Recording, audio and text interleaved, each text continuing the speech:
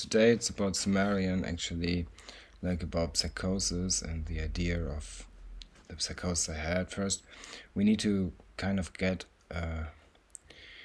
not our head, but our mind to understand what actually are Sumerian gods and so forth. What is a god first? Well, God is someone who can create life, right?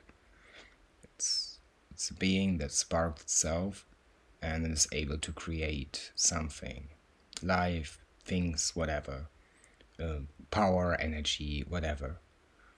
Well, the energy thing, I think that's fundamental to every conscious that is creating that, but I already explained that. So the Sumerian gods, what is a god? Well, to morality, I mean, the god says it, right? It must be like that. I don't believe that. I think morality is set by life. Like, every life has a value. The ideas that life collectively works on have a value, and it's all worth something.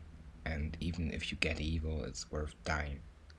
Like, if you harm innocent beings, not if you can't prevent it, because gods are not omnipotent in that sense. You can't really influence the free will of other people, otherwise you have robots. But if you harm an innocent life just because you want to harm an innocent life, you're better off dead, in my mind. Sin is too much to bear for your mind conscious, and or would be, and the sin is causing that, the idea that's causing that, it's not worth of the value, the miracle of being in, like, something that we call this collective existence of everyone.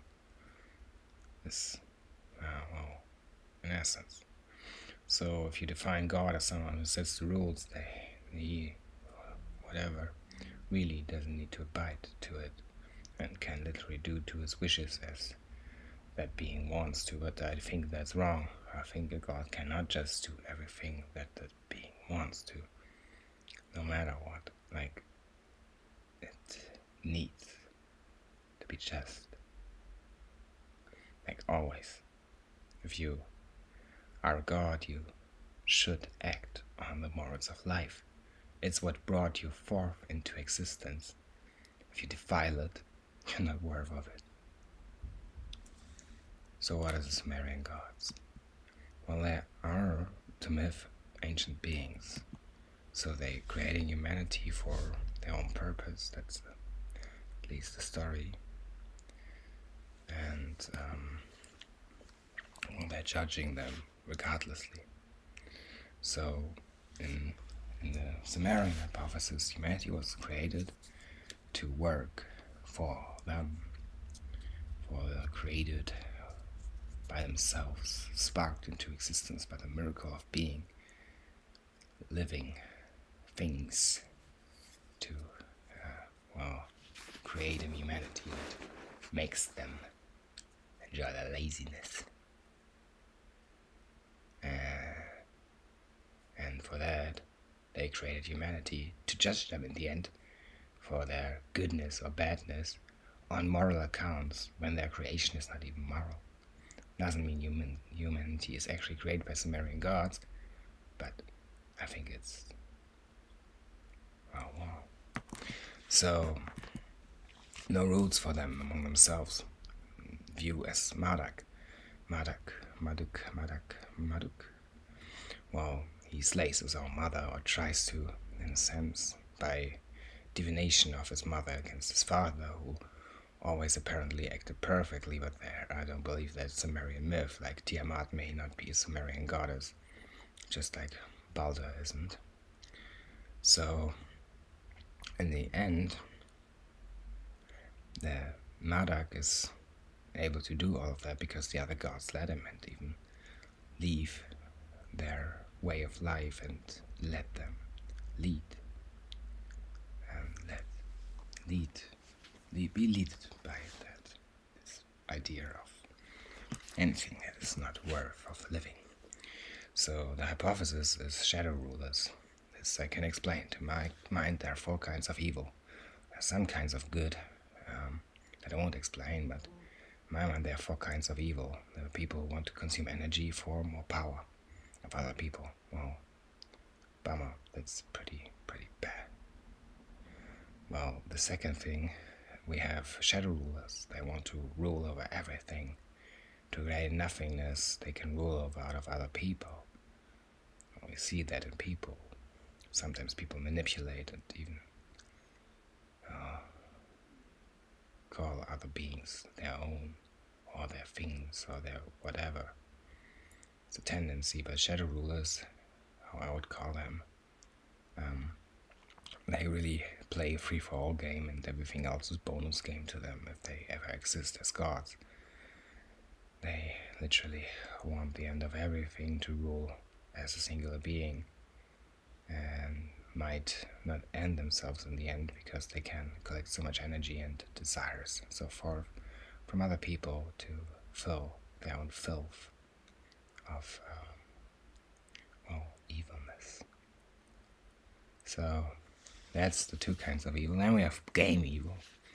Game evil is, they want to play a funny game like Harry Potter with spells or something else, to have something that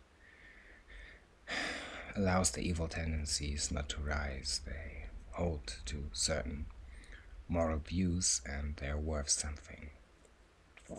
Like, not just something, they're worth a lot, because they are not evil like the others. Like, evil is maybe even the wrong. No, it's not the wrong. No, it doesn't matter. So, then we have the fourth kind of evil. That's people who want to own other people, like by manipulating them and so forth, because they want to access power over other people, not because they want to protect someone or live their life or continue with their strive for more perfect wholeness in their life. They simply do that so they, can have more force of will in the world and therefore more free action. These are, in my mind, the four kinds of evil. So, psychosis. I had an experience of thoughts that almost crushed my mind, like a lot. It's kind of difficult to explain. You kind of lose the grip on reality, and I did manage to get strong and deal with such ideas. But nonetheless, it's not wishable to good people. Like, people who never experienced it are good and just live their life. And they really shouldn't deserve what psychosis does to them. So it's psychotic ideas, not necessarily incorrect, though, that I will present in a second. And as said, it's losing grip on knowing real from unfake, so you don't really know what is the reality anymore as a thought process or as a hallucination or anything as the likes of it. You can't do that. So, theory, as an idea I had that seemed real. The Sumerian gods actually, in this theory,